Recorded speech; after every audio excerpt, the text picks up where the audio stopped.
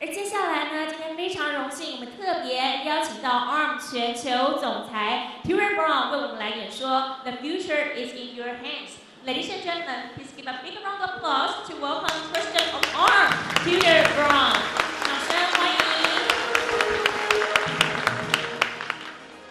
你们好. It's very nice to be back in Taipei, and a particular welcome to those of you who are upstairs in the second room, because there were so many of us here this morning. Thank you. So I think for most of us, it's actually been a pretty good year so far. The industry is moving ahead very fast, and the reason for this is because we are now moving very firmly into this new era of the mobile internet. While there has been a lot of success over the last 10 years or so in the desktop internet, the higher growth now is in the mobile internet, much, much bigger volumes. And while that is exciting, I think the real value and excitement in the future is about the Internet of Things. And that is what really makes me interested in what is happening in the future, because everything that we use, I believe, is going to be electronic, and it is going to be connected using the technologies we are developing today. And the particularly exciting thing about that is the size of the market that that opens up. My friends, we have a great opportunity ahead of us. But just as all of that technology is growing, so is the concern about energy consumption. We all know that the cost of electricity and energy in general is rising and is guaranteed to continue to rise in the future. And we know, as I've just said, that the amount of electronics we are all using is also going to increase. And so it is inevitable that we have to worry even more about making these devices more power efficient. And I think that is what we can do together. The other aspect of this Internet of Things is that visual computing is coming to life. User interfaces are becoming more and more important. We see a constant connectivity, a drive for more energy efficiency. Cloud computing and cloud storage is definitely here to stay. The user interfaces, as I've said, are going to get more intuitive and easier to use. And everything actually becomes contextual. In other words, devices know where they are and they can adapt to the way we are using them.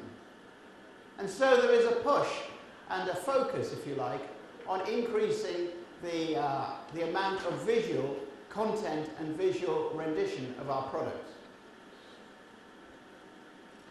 One of the good things about the changes that are happening at the moment is that the growth in this connectivity is finding its way into many other markets. So you and I can reuse a lot of the technologies we are developing in other markets. And this is a huge opportunity, and a huge opportunity to make money together, because we can lower our R&D costs. So the general connectivity of the internet is finding its way, obviously, into the cloud.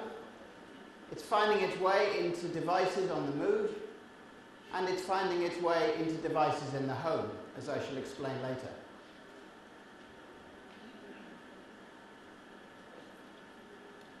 So let's talk about mobile first of all. Of course, many of us here are using mobile devices, and we understand very well how we expect them to be used in the future. We are now carrying around personalized compute platforms. We expect at a minimum all-day battery life. Actually, I think we need to expect more than that for convenience. We expect very high-speed wireless access with advanced video. Console gaming quality is coming. We expect automatically support for a rich internet experience. And as I've been saying for some time, I think there is continued innovation both in the form factors of the device, the user interface, and the way in which we are using these things. We have seen progress over the last year, and I think there will be more progress over the coming years as we introduce more devices in this market. And finally, as these devices become more popular, it becomes inevitable that we start doing secure transactions. In other words, we start downloading content and we start using these devices for making payments. And that is an area I will come back to.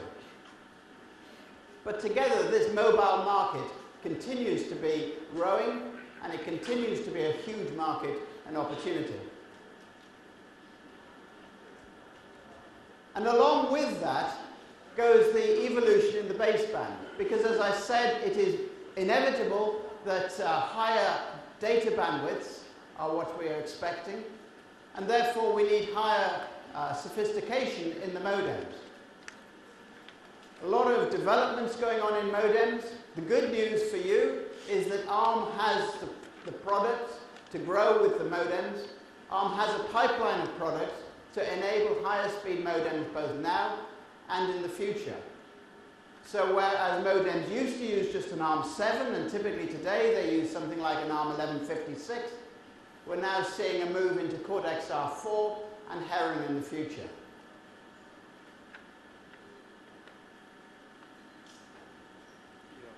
And so we come back to On the Move about the connected car.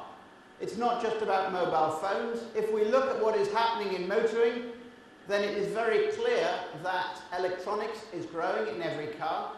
And as electronics grows and becomes a more important part of the car, a mission-critical part of the car, if you like, so safety becomes a more important area. And ARM has a range of products that are being guaranteed to the new safety standards, enabling them for use, not just in things like braking systems, but also in things like electric steering and other mission-critical areas. There is a slow but continual move towards hybrid electric vehicles and indeed electric vehicles, and this is an opportunity and a challenge for more electronics. We see a transformation in the driving experience, driver-assisted aids such as lane detection and so on, an opportunity for more and more electronics, and the user interfaces in the car are being reworked for greater safety and so on. And of course, even in the car, connectivity becomes more critical. I don't expect us to be surfing the web while we're driving the car, but on the other hand, we do expect to have information available to us in real time, and that is a growing opportunity. Again, a big market.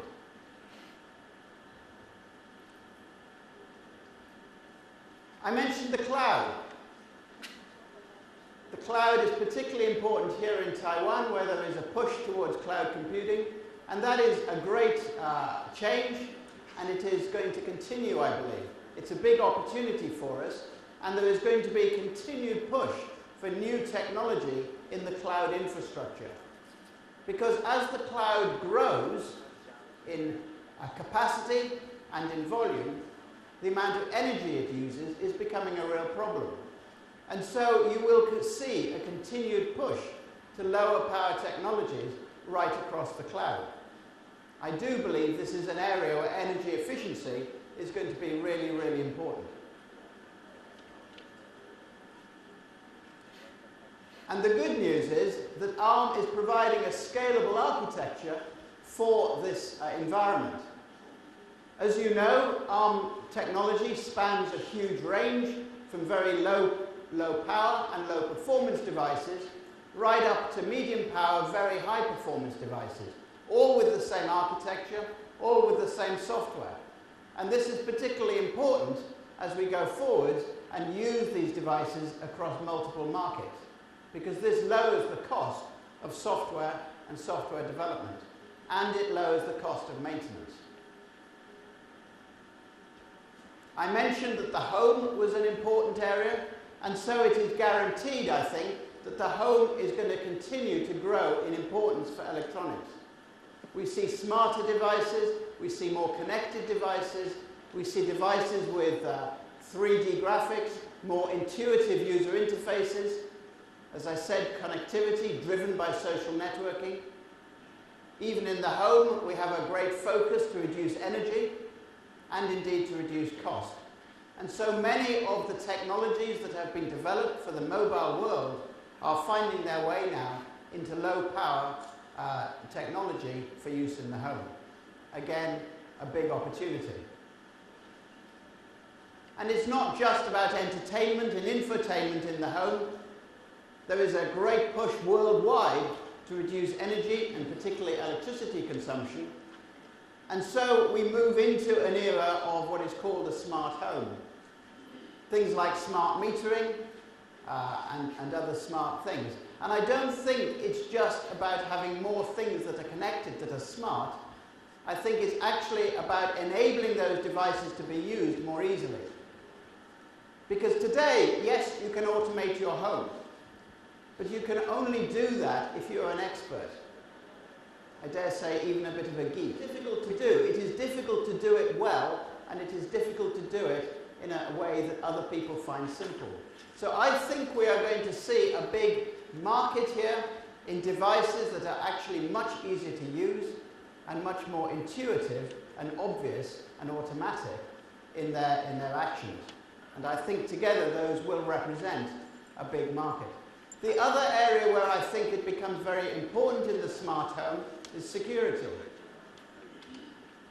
The moment you have your electricity consumption being monitored remotely by a smart meter, there is a danger that people will use that for bad information, unless it is secure. There is a danger that people will be able to find out whether you're at home or not, just by hacking into your meter.